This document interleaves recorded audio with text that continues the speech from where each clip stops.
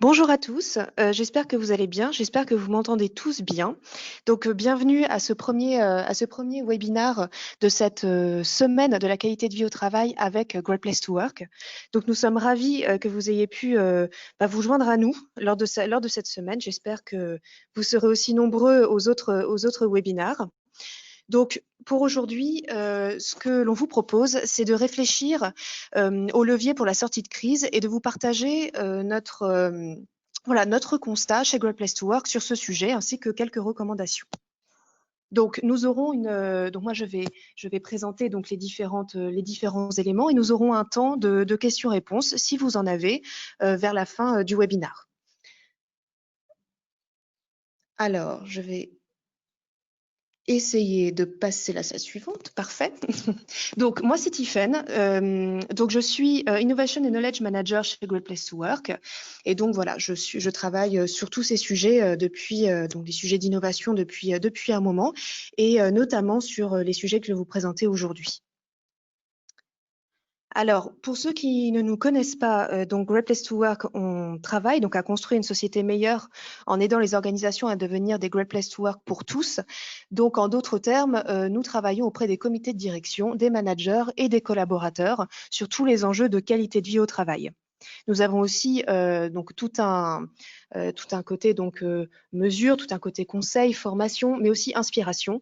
Et c'est dans ce cadre-là que s'inscrit donc toute cette semaine qualité de vie au travail avec vous. Donc, sans plus tarder, donc comment est-ce que nous on voit cette crise Covid-19? Donc, il y a il y a un constat qu'on souhaitait vous partager. Donc, c'est déjà que la crise sanitaire a ébranlé notre modèle social, sociétal et économique, en particulier sur 3 aspects. Déjà, une absence de sens perçu de notre mode de fonctionnement sociétal actuel et du rôle traditionnel des entreprises dans ce cadre-là. Donc, à voir naturellement combien de temps cela durera, si effectivement il y aura des changements profonds. Ça, on n'est pas encore capable de le dire, mais en tout cas, il y a eu quand même des questionnements à ce sujet. Deuxième aspect, c'est l'impuissance collective et individuelle face à ce nouveau virus, ce nouveau contexte collective, parce qu'effectivement, il a fallu nous confiner pour certains d'entre nous. Nous n'avons toujours pas de vaccin. Et impuissance aussi individuelle, ou pour certains, surtout pour ceux qui étaient confinés, c'était assez difficile de savoir comment être véritablement utile, et ne rien faire était quelque chose qui n'était pas forcément compris comme étant utile au début. Enfin, un aspect donc lié à l'injustice, donc l'injustice d'être victime de cette pandémie naturellement, mais aussi attention à l'injustice quant aux différents vécus qu'ont pu avoir les collaborateurs, notamment pour ceux certes qui ont été confinés, mais ceux qui ne l'ont pas été, ceux qui étaient en première ou en deuxième ligne. Attention aussi à l'injustice quand on va revenir au travail et quand il y aura besoin de reconnaissance quant au travail accompli, même si la plupart des organisations ont toujours des enjeux de chiffre d'affaires ou autres, mais l'effort a quand même été fourni.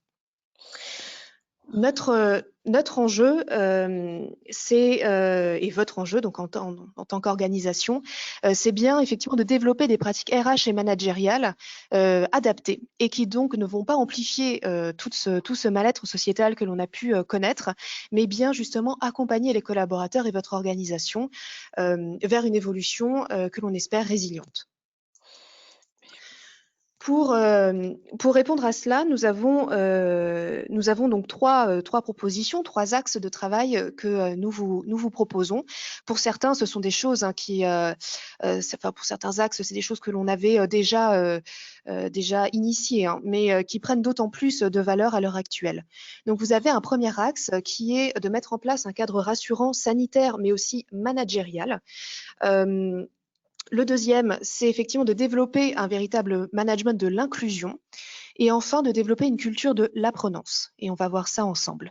Et tout cela pour justement consolider la confiance au sein de votre organisation, que ce soit des collaborateurs vis-à-vis de la structure, que ce soit des collaborateurs vis-à-vis des uns des autres, vis-à-vis de leur manager, vis-à-vis même d'eux-mêmes, parce que pour certains, toute cette crise a un petit peu chahuté la manière dont ils se voyaient eux-mêmes. Et confiance vis-à-vis du futur, même si nous sommes d'accord que nous sommes là voilà, dans une obligation de moyens, mais pas encore de résultats. Donc, sur le cadre managérial rassurant, donc, je vous propose tout d'abord de découvrir, si vous ne le connaissez pas encore, notre modèle, donc la manière dont nous inscrivons ces différentes thématiques. Donc, c'est assez simple, hein. Vous voyez à la base, il y a valeur, efficacité du leadership. Donc, pour nous, en fait, une organisation, grâce à des valeurs authentiques et qui vivent au quotidien, grâce notamment à un leadership de qualité, eh bien, on va réussir à développer une confiance au sein de l'organisation. Et cette confiance va permettre de développer le potentiel de chacun. Donc, chaque collaborateur, peu importe son profil, parce que l'inclusion, nous le verrons ensemble, c'est quelque chose d'extrêmement important, et développer le potentiel de chacun pour aboutir à une innovation et une croissance financière pérenne. Donc là, sur la partie cadre managérial rassurant, eh bien, c'est un focus sur l'efficacité du leadership. Alors, je souhaitais faire avec vous un petit pas de côté en vous expliquant ce que nous, on considère être un leadership performant et notamment une direction, le top management performant. Et en fait, si on considère ce qui a été travaillé scientifiquement, eh bien, une direction performante et légitime est une direction qui est capable d'organiser et de coordonner l'activité de l'organisation. Et ce, de différentes manières, en proposant une vision claire, en ayant une cohérence discours-action, en étant compétent sur son métier, en évitant tout favoritisme et en démontrant un intérêt sincère pour les collaborateurs. Et en fait, le fait d'être fiable, le fait de pouvoir coordonner l'activité de l'organisation, eh bien, va faire qu'il va avoir de la confiance qui va se créer vis-à-vis de cette direction.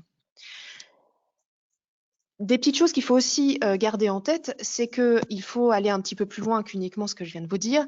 C'est-à-dire que, première chose, il faut vraiment que dans l'équipe du top management, qu'il y ait une confiance horizontale. C'est extrêmement important qu'à ce niveau-là, on parle beaucoup de confiance verticale, mais là, pour le coup, aussi horizontale au sein du top management. Vraiment être fortement aligné, une équipe soudée, qui va justement rassurer les collaborateurs et les managements intermédiaires. Naturellement, il faut aussi une confiance verticale au sein du leadership, donc entre le top management et le management intermédiaire ou de proximité. Et c'est extrêmement important, c'est-à-dire que scientifiquement, c'est prouvé que le vécu du collaborateur est beaucoup plus impacté par son management de proximité que par ce que peut faire le top management. Ça apparaît assez évident puisque le manager de proximité est donc en proximité. Mais effectivement, c'est dans les faits quelque chose qu'il faut bien avoir en tête quand on travaille ce genre de pratique. Et quand on parle de confiance. Donc, quand je parle de cadre rassurant, c'est pour le collaborateur, mais c'est aussi pour le manager intermédiaire. Et pour que ce manager intermédiaire soit rassuré, eh bien, il faut qu'il soit convaincu du sens de son travail. Donc, véritablement qu'on puisse lui expliquer quel est l'impact de son travail au jour le jour sur le vécu du collaborateur, mais aussi sur la performance sociale et économique de son organisation. Il faut qu'il puisse comprendre clairement aussi comment atteindre ses objectifs. Le pire serait de lui donner une feuille de route inatteignable. Et enfin, être sûr que le top management ne va pas déroger à ce qu'elle propose en termes de vision, en termes de comportement, parce que si effectivement le manager intermédiaire voit qu'au niveau du top management, au niveau de la direction, il y a des passes droits, eh bien, on perd là de nouveau fiabilité et donc confiance. Enfin, si on finit ce triptyque, eh bien, on a donc aligné la direction horizontalement. La direction est alignée avec le management intermédiaire verticalement. Et donc, grâce à cela, le management intermédiaire va pouvoir consolider ce cadre rassurant auprès des collaborateurs et notamment faire vivre ce que l'on appelle le contrat relationnel auprès des collaborateurs. C'est donc ce contrat relationnel, l'ensemble des engagements du management vis-à-vis de ses collaborateurs et qui n'est pas nécessairement dans le contrat légal, c'est-à-dire respect de la culture, des valeurs de l'organisation, de certaines normes implicites. Et donc, ce management intermédiaire, en faisant vivre ce contrat et surtout dans le contexte actuel, va donc nourrir la fiabilité perçue par le collaborateur et donc la confiance. Concrètement, une fois qu'on s'est dit ça au niveau théorique, concrètement, eh bien, il s'agit de mener une démarche d'abord à l'échelle de l'organisation, donc avec un engagement de l'intégralité du management sur l'importance de l'expérience collaborateur dans ce contexte de crise. Donc un alignement et même un questionnement d'abord avant de s'aligner, mais un questionnement sur ces enjeux sur toutes les échelles du management. Ensuite, une fois que les grands principes de votre démarche sont alignés, c'est vraiment co-construire ensuite avec les parties prenantes pour en faire quelque chose d'opérationnel. Et là, pour le coup, on peut viser assez large, que ce soit les collaborateurs, que ce soit certains managers que l'on n'aurait pas eu au début, que ce soit les RH, le CSE, la médecine du travail, etc., etc. Là, pour le coup, essayer de voir large parce qu'on n'a jamais trop d'alliés dans ce genre de circonstances. Ensuite, une fois que l'on a ça, c'est comment est-ce qu'on outille aussi ce management de proximité. Donc, on en revient à ce cadre rassurant pour aussi le manager. Et enfin, évaluer et améliorer les actions mises en place en fonction du contexte qui est incertain, qui va encore bouger et être assez agile sur ce type d'évaluation en étant vraiment en test and learn. Voilà, donc ça, c'est un peu la démarche un peu organisationnelle. Et je vous propose de nous concentrer particulièrement sur cet outillage du management à l'échelle de son équipe. Donc très simplement, parce qu'il ne s'agit pas de se compliquer la vie pour rien, surtout dans ce genre de contexte, la première étape serait effectivement un accueil individuel de chaque collaborateur par son manager et une prise aussi de température plus générale de l'équipe. Donc ça, c'est extrêmement important et sachant que les collaborateurs qui vont, pour certains, revenir dans les locaux, pour d'autres, ils ne les ont pas quittés parce qu'ils n'étaient pas confinés étant en première ou en deuxième ligne, ou ceux qui sont toujours en télétravail et ce jusqu'à peut-être septembre, c'est extrêmement important d'avoir ce temps véritablement individuel pour que le manager puisse bien comprendre le contexte dans lequel a évolué le collaborateur, quelles sont ses potentielles craintes, qu'est-ce qu'il a pu aussi apprendre pendant cette période. L'étape 2 serait effectivement une réunion plutôt en équipe cette fois-ci, donc véritablement recréer un collectif après avoir eu ce temps un petit peu de débrief individuel et de partager en équipe sur cette expérience, naturellement, étant donné que chaque collaborateur a véritablement le choix de s'exprimer ou non sur tout ce qu'il a pu dire en débrief individuel, ça fait partie de son choix. Et enfin, en étape 3, s'il y a des cas plus difficiles, surtout bien mobiliser certaines aides extérieures, on ne le répétera jamais assez, mais un manager, à part s'il a été formé sur ce sujet, mais n'est pas un psychologue du travail. Donc, pour le coup, il y a sur certains sujets, sur certains cas, il ne faut pas hésiter justement à s'entourer, que ce soit les RH, les psychologues du travail, etc., et vraiment demander conseil et ne pas s'enfermer dans une situation où le manager n'aura pas forcément les clés et peut faire plus de mal que de bien sans en avoir conscience et peut même, d'ailleurs, pour lui-même, à titre individuel, ça peut être extrêmement éprouvant. Et au-delà de cette prise en compte des cas difficiles, il y a aussi entre équipes, donc là pour le coup, sortir de son équipe et vraiment casser les silos et partager les enseignements de cette période aussi à l'échelle de l'organisation. Pour cela, on vous propose aussi une grille du manager, c'est-à-dire qu'il y a un certain nombre de causes de désengagement que le manager peut déjà pré-identifier auprès de ses collaborateurs à titre individuel. Et donc, quels seraient les besoins de ces collaborateurs?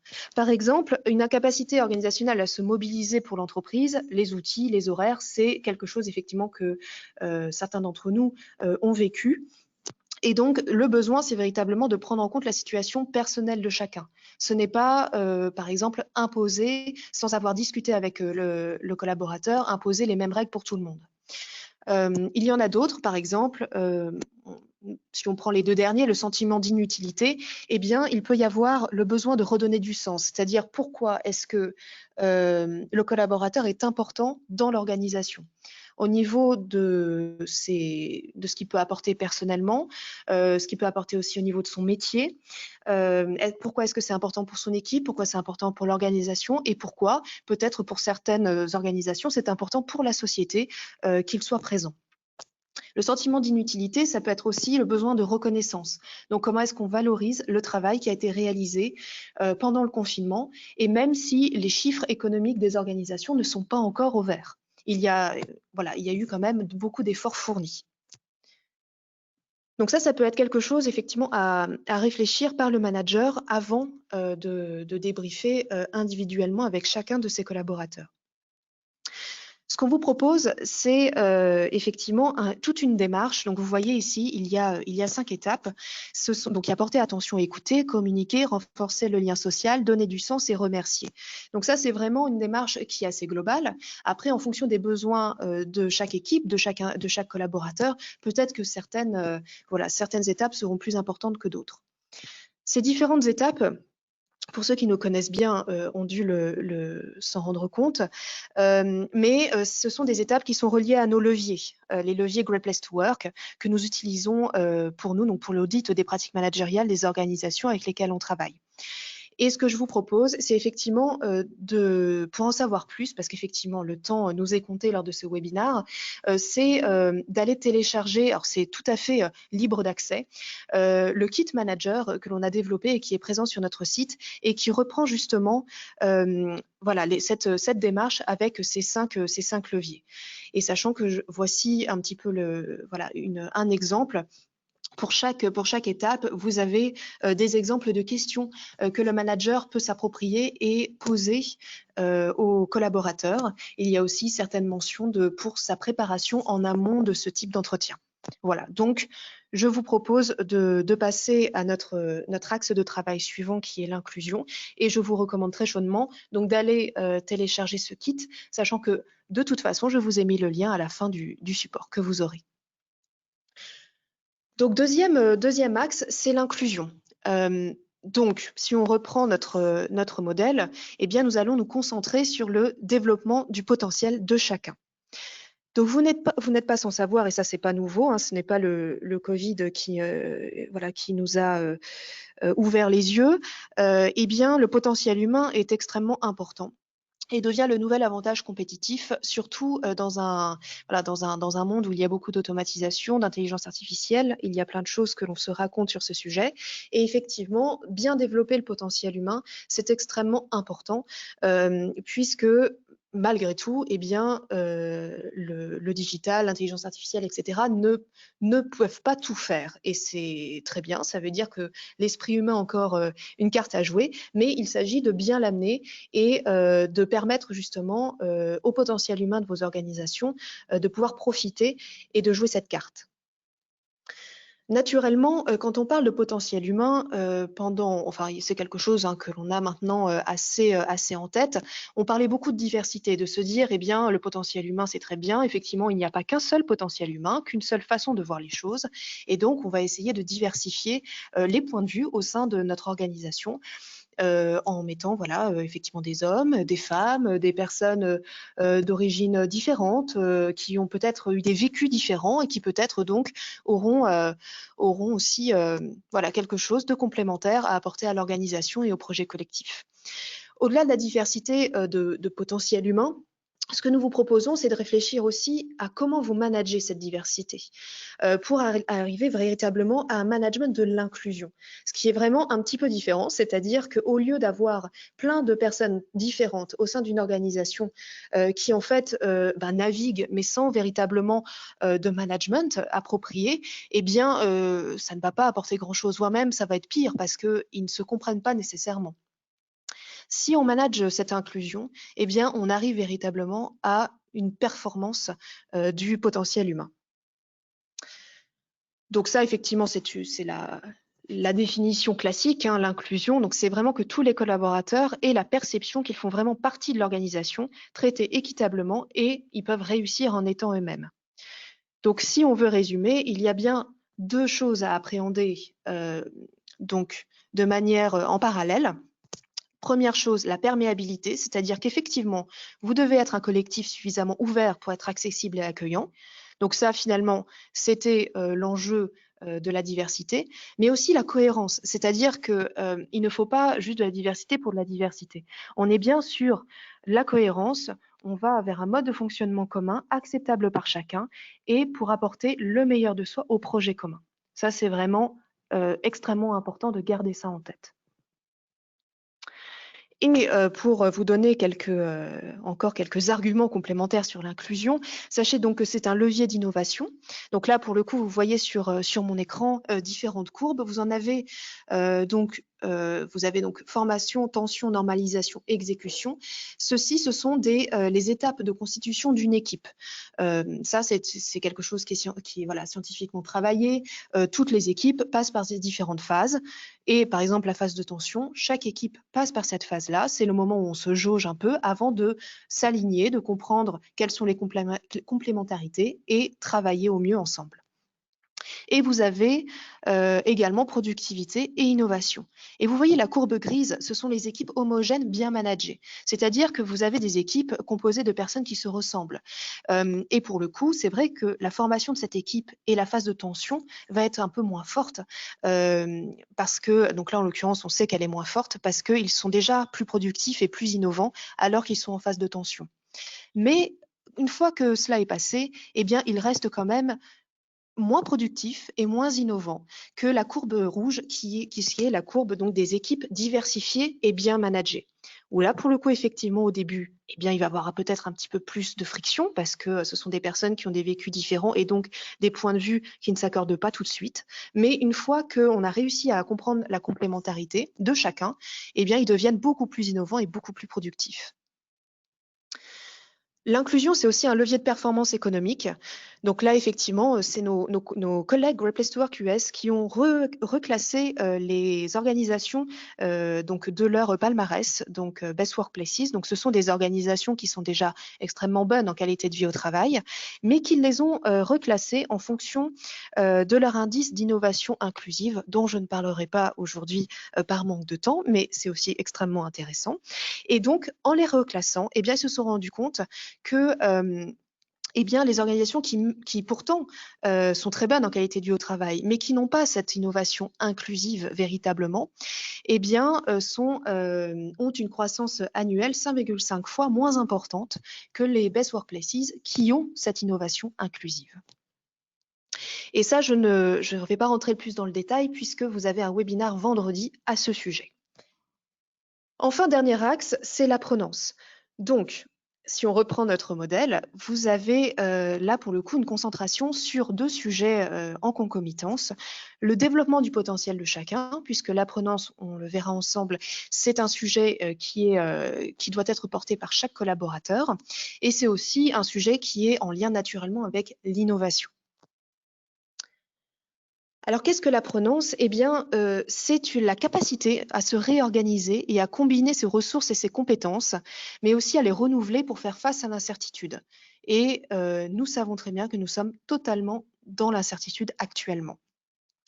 Et comment cela fonctionne? Eh bien, on est bien loin des plans de formation traditionnels, mais on est bien là sur une revalorisation de tout ce qui peut être source d'apprentissage et notamment en mettant vraiment le collaborateur au cœur de son apprentissage. Donc, au-delà des formations classiques en présentiel, comme on l'a tous vécu et que l'on connaît encore, et qui sont pour la plupart assez intéressantes, mais qui ne peuvent pas être suffisantes, eh bien, il y a différentes choses que l'on peut imaginer, notamment faire des retours d'expérience sur les projets clients, sur la manière dont on mène ces projets au jour le jour. Ça peut être, par exemple, proposer à un collaborateur de vraiment intégrer un nouveau collaborateur qui vient d'arriver et grâce à cela, il va prendre du recul sur sa propre pratique.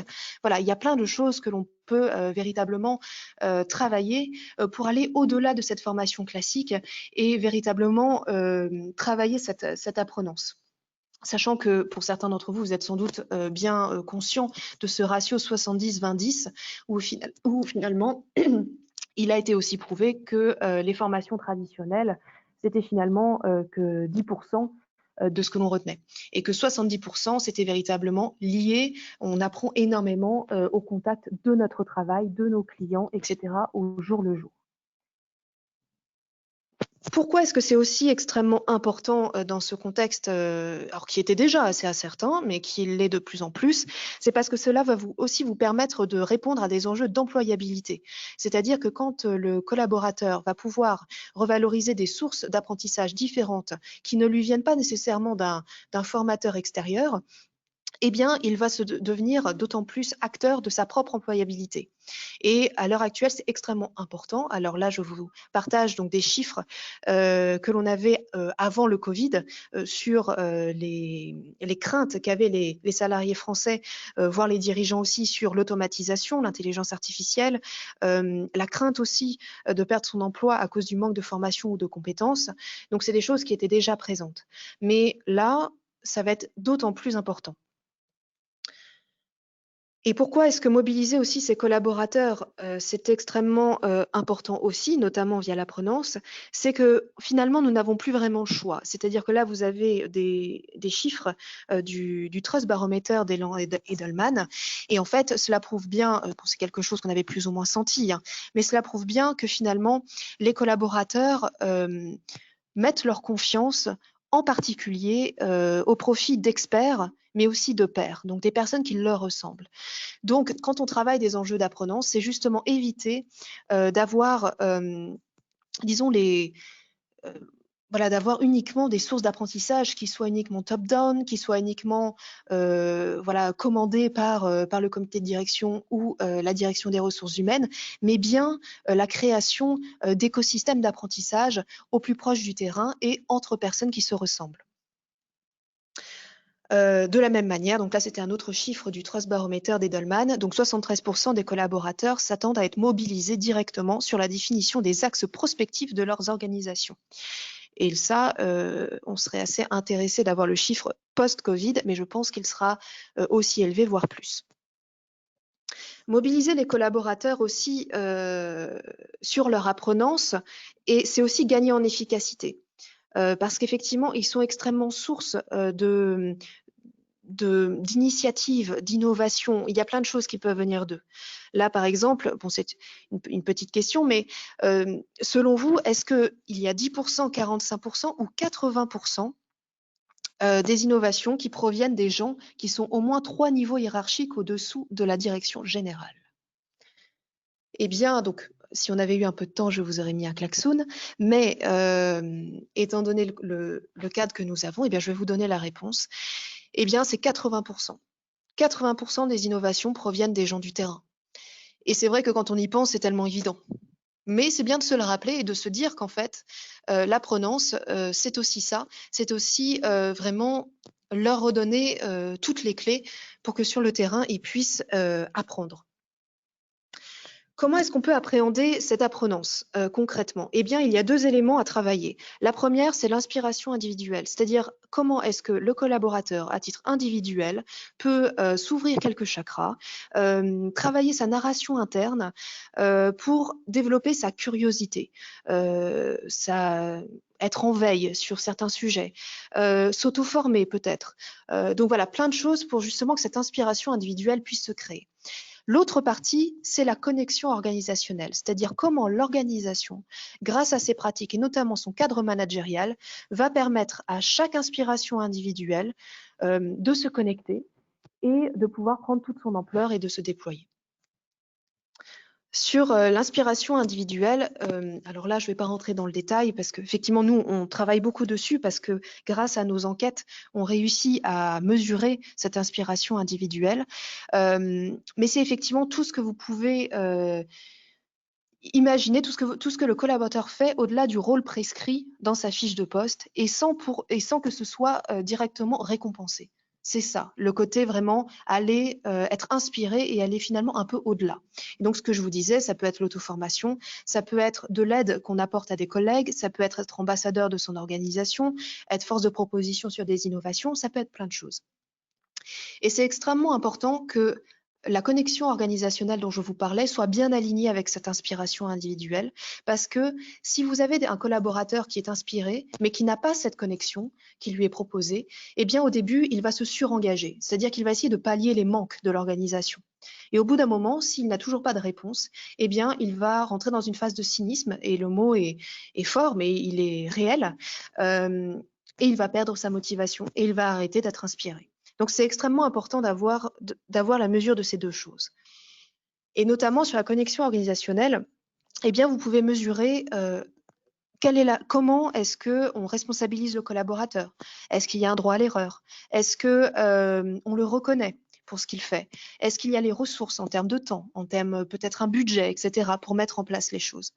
Et pour vous dire un petit peu sur les best workplaces, donc les organisations où il fait bon travailler et qui sont dans notre classement, eh bien, elles performent sur ces sujets naturellement, mais en particulier sur les enjeux de responsabilisation, association aux décisions et droit à l'erreur. C'est vraiment des choses qu'elles travaillent énormément. Pour finir, au niveau des quelques bonnes pratiques que je vous recommanderais d'aller regarder, c'est notamment, par exemple, au niveau de l'inspiration individuelle, c'est ce petit outil qui est très, très intéressant pour prendre un petit peu de recul sur sa propre pratique. Et c'est un questionnaire. Alors, je vous ai mis la source pour que vous ayez tous les éléments d'analyse derrière, mais c'est un questionnaire que vous pouvez faire à titre individuel et qui revient sur un certain nombre d'éléments qui permettent justement de développer le processus créatif.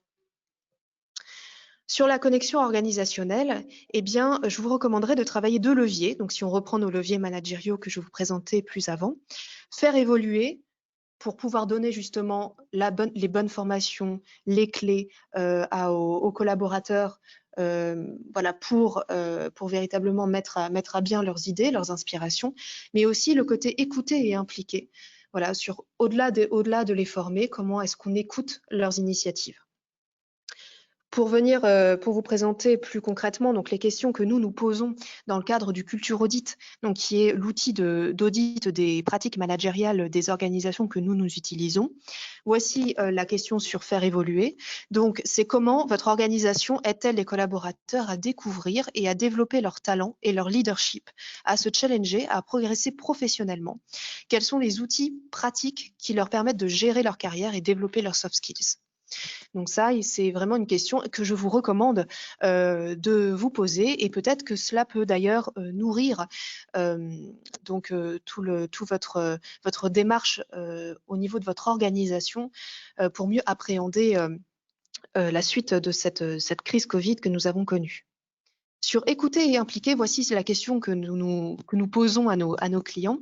C'est décrivez la stratégie et l'approche de votre organisation pour encourager tous les collaborateurs à partager de nouvelles idées et pratiques. Et notamment, vous avez par exemple des pratiques collaboratives, formelles, informelles, managériales aussi naturellement, projets transverses, ateliers de travail, etc. Et puisque je ne vous laisse pas juste avec ça, avec des questions, voici quelques pratiques inspirantes qui viennent donc des organisations avec lesquelles on travaille, notamment par exemple, chez Talent, ils ont mis en place une ruche du lab qui permettent le partage d'expertise. Chez Extia, ils ont une communauté métier aussi, énormément de communautés métiers qui permettent justement aux collaborateurs d'apprendre sur des choses qui sont liées à des vécus de terrain entre eux, entre pairs, et sur lesquels ils sont assez autonomes. Ils ont un budget qui leur est dédié, etc. Et donc, ça permet cette apprenance.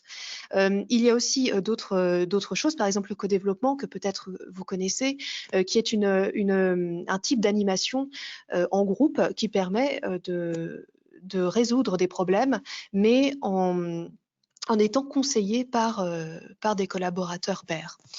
Par exemple, il y a aussi Virtual Expo qui a aussi un petit peu créé des événements qui s'appellent notamment là le Ship Day, qui permet donc à chaque salarié de travailler avec d'autres de ses collègues aux compétences diverses pendant 24 heures sur un projet innovant qu'il aurait envie de porter. Ça peut être sur des choses d'innovation, mais ça peut être aussi sur de la stratégie, hein, qu'on peut imaginer aussi l'apprenance. Notamment, par exemple, chez Leroy Merlin, il y a une co-création de leur vision 2025 avec l'ensemble de leurs collaborateurs. Et c'est typiquement le genre d'initiative qui contribue certes à l'inspiration individuelle, mais aussi à créer cette connexion organisationnelle. Donc voilà, en tout cas, je vous les laisserai pour lecture.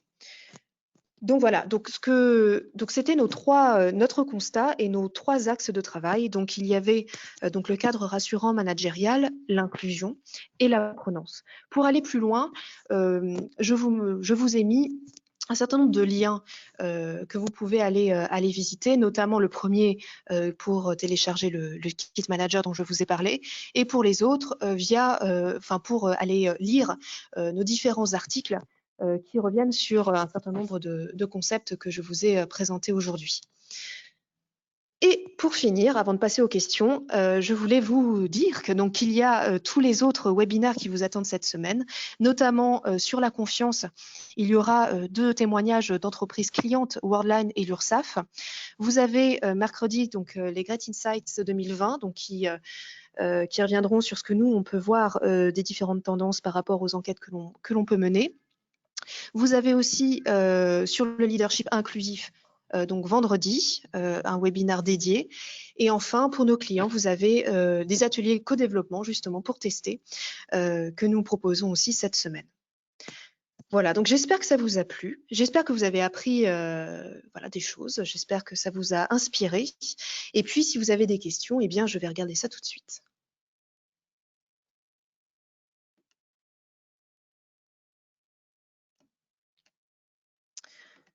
Alors.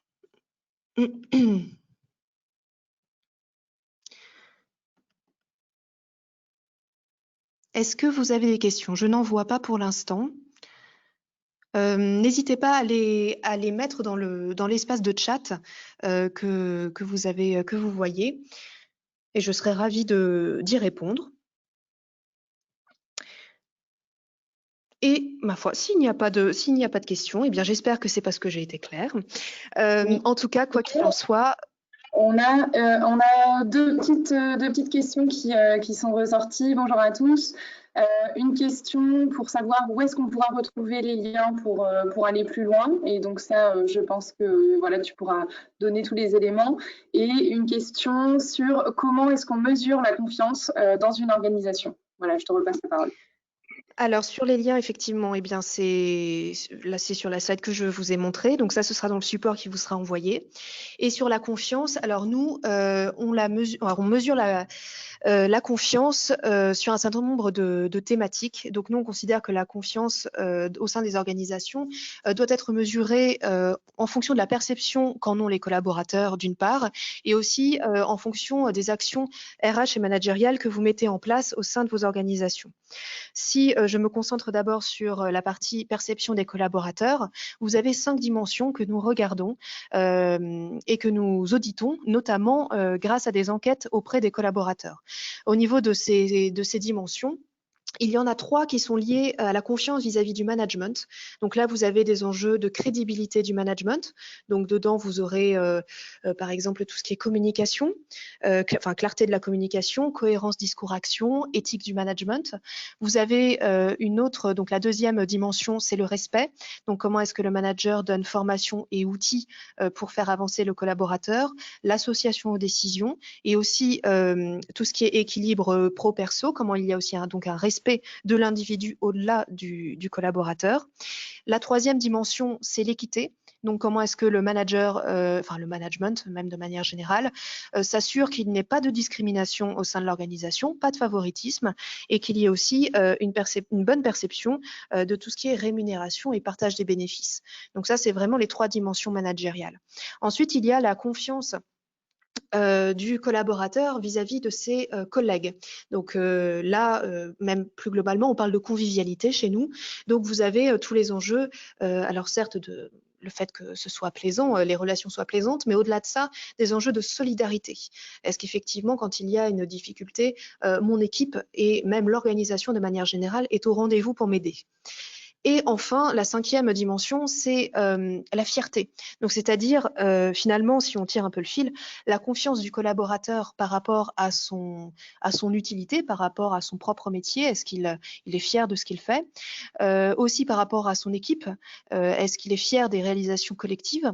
Et enfin, par rapport à son entreprise, est-ce que effectivement il est il est fier d'appartenir à cette entreprise par rapport à ce que cette entreprise peut proposer, notamment sociétalement. Voilà, donc nous, vraiment sur la perception des collaborateurs, on est sur ces 5 dimensions quand on parle de confiance et de qualité de vie au travail.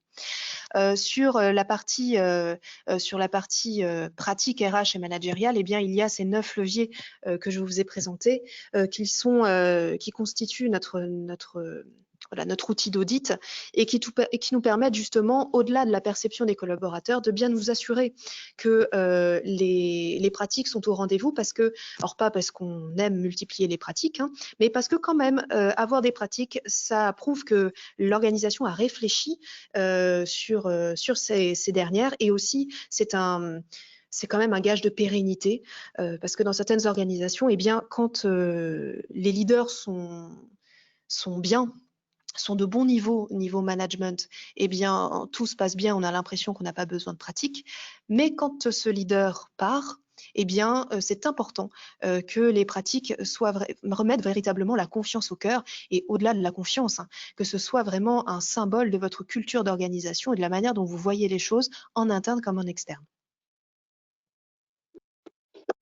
Merci Tiffany, je me permets de réintervenir une nouvelle fois pour 3 nouvelles questions et peut-être qu'on pourra clôturer ce webinaire après ces questions-là. La première question, c'est que fait Great Place to Work pour les entreprises dans le cadre du Covid? La deuxième question, est-ce que les thématiques d'inclusion et d'apprenance sont nouvelles depuis la crise ou est-ce que c'est quelque chose que nous avions déjà intégré dans la démarche Great Place to Work? Et la dernière question, comment fait-on pour intégrer le palmarès?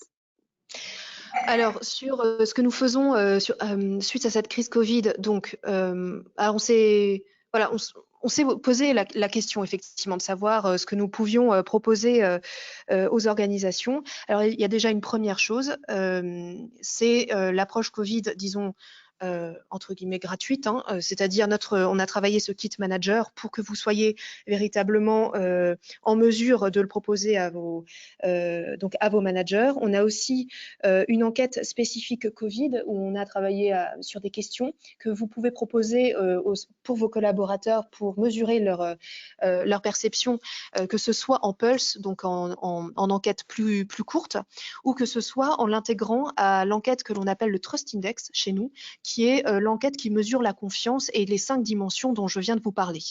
Donc ça, effectivement, c'est une possibilité. Ensuite, ce que nous faisons aussi, surtout au niveau de la partie conseil de Great Place to Work, c'est que nous sommes présents à vos côtés si vous le souhaitez pour vous aider sur la phase entre guillemets de purge, à savoir des entretiens individuels, des focus group, aider les managers justement à être outillés, voire les faire à votre place si jamais vous avez besoin d'un tiers neutre sur ces sujets. Et au-delà de cette partie purge en quelque sorte, eh bien il y a la partie comment est-ce qu'on repart dans l'action. Et à ce moment-là, ce que l'on peut vous proposer, c'est naturellement de travailler auprès des comités de direction sur leur alignement, sur la réflexion de la qualité de vie au travail par rapport au contexte actuel, par rapport à votre stratégie et par rapport à vos enjeux aussi économiques actuels. Ça peut être travaillé avec vos managers, c'est-à-dire sur un certain nombre de leviers, que ce soit ceux que je vous ai montrés aujourd'hui, ou que ce soit sur des leviers qui sont en souffrance dans vos organisations et qui ne sont pas ceux-là. Comment est-ce qu'on peut travailler avec eux sur la création de nouvelles pratiques? Comment est-ce qu'on peut échanger entre managers, créer une vraie communauté managériale pour aussi capitaliser sur tout ce qu'ils ont pu apprendre sur le terrain lors du confinement.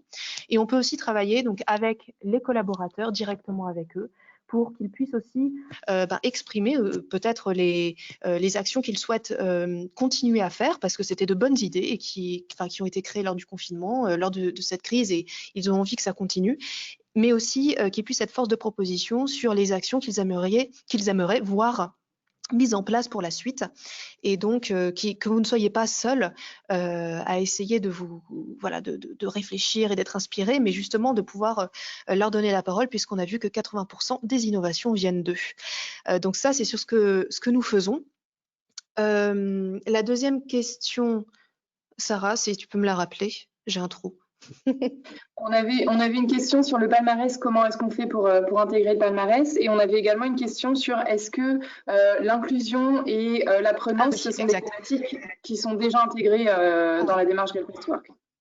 Alors, l'inclusion et l'apprenance, c'était des choses que l'on avait déjà intégrées, surtout l'inclusion, parce qu'effectivement, on travaille énormément donc sur la qualité de vie au travail, donc avec cette perception des collaborateurs, mais c'était une perception des collaborateurs qui était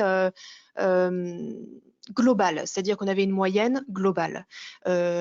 Là, et en fait, on s'est rendu compte, hein, mais au fur et à mesure que, eh bien, avoir une moyenne globale positive, mais avoir un très fort différentiel entre manager non manager, par exemple, ou entre hommes-femmes, eh bien, ce n'était pas un signe de pérennité. Et ce n'était pas véritablement un signe de qualité de vie au travail véritable. Donc, ça fait un petit moment, hein, ça fait au moins 2 ans que nous, on s'en parle. Et donc voilà, donc c'est quelque chose qu'on travaillait par ailleurs, mais qui prend toute son ampleur aujourd'hui. Sur la prononce, c'est quelque chose que l'on a travaillé milieu de l'année dernière, mais que l'on avait déjà en tête, notamment parce il y a 2 ans, on commençait déjà à travailler sur ce qu'on appelle l'innovation by all, c'est-à-dire comment est-ce que l'innovation, au lieu d'être le précaré d'une équipe dédiée à la recherche et développement, était quelque chose qui était véritablement infusé dans toute l'organisation. Et l'apprenant, c'est ni plus ni moins qu'une manière d'arriver à ça. Donc en fait, ça fait un moment effectivement qu'on le travaille, et là de la même manière, ça prend toute son ampleur aujourd'hui. Ensuite, comment rentrer dans le palmarès? Eh bien, le process est assez simple, c'est-à-dire que, eh bien, vous nous contactez, vous avez un chef de projet qui vous est dédié et qui va en fait vous expliquer tout ça en détail. Mais moi, je vais vous le faire de manière succincte. C'est-à-dire que il va qualifier avec vous donc un certain nombre d'enjeux, mais en gros, la méthodologie reste la même pour tout le monde. C'est-à-dire que vous avez une enquête auprès des collaborateurs, donc enquête Trust Index, qui mesure cette perception des collaborateurs sur les 5 dimensions que je vous ai présentées. Vous devez avoir donc un taux de participation minimum, vous devez avoir un taux de réponse positif minimum. Et en parallèle de cela, vous avez le culture audit que vous devez nous remplir avec l'ensemble de vos pratiques RH et managériales sur les 9 leviers d'action. Et vous devez aussi avoir une note minimum. Si vous avez les notes suffisantes sur les 2 outils, eh bien, vous êtes certifié, donc Great Place to Work. Et si vous faites partie des meilleurs certifiés de votre catégorie de taille sur l'année en cours, eh bien, vous rentrez dans le palmarès. Voilà, tout simplement. Mais si vous voulez avoir une vision spécifique par rapport à votre taille d'entreprise, etc., eh bien, surtout une vision budgétaire, si c'était ça aussi la question, et qui change en fonction de différents critères, n'hésitez pas à nous contacter. Comme ça, un chef de projet fera ce travail bien mieux que moi avec vous.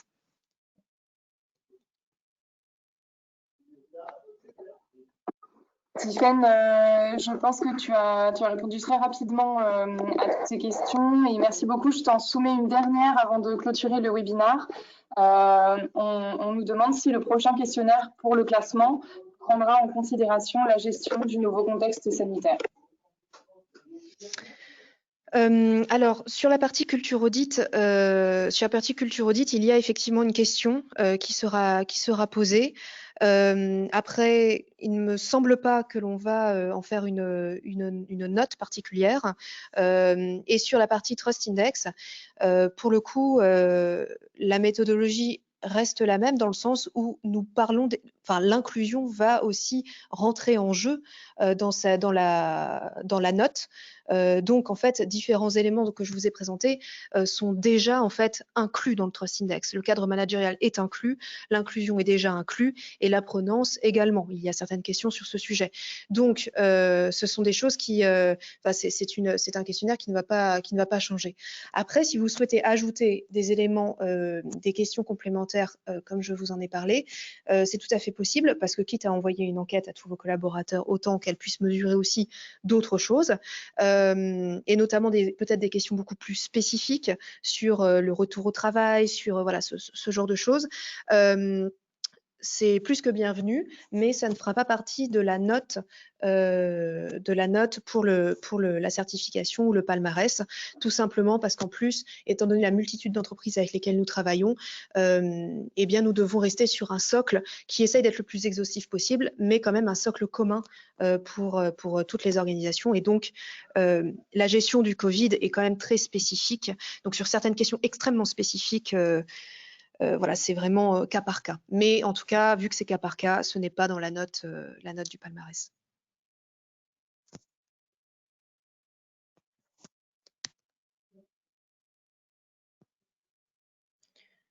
Est-ce qu'il y a d'autres questions, Sarah, ou... Non, c'est tout pour les questions. Merci beaucoup, Tiffaine. Top. Bah écoutez, merci beaucoup d'être resté avec nous 19. Enfin alors non, vu que ça se finissait à 15, ça va, on n'a pas trop de retard. Donc merci d'être resté avec nous. J'espère que ça vous a plu. Donc on va vous faire passer le support pour que vous ayez tous les éléments. Et puis je vous recommande chaudement de vous inscrire et de participer au webinaire de cette semaine parce que c'est vraiment en complément de ce que je viens de vous dire. Voilà. Excellente journée à vous tous et puis c'était un plaisir de pouvoir échanger avec vous.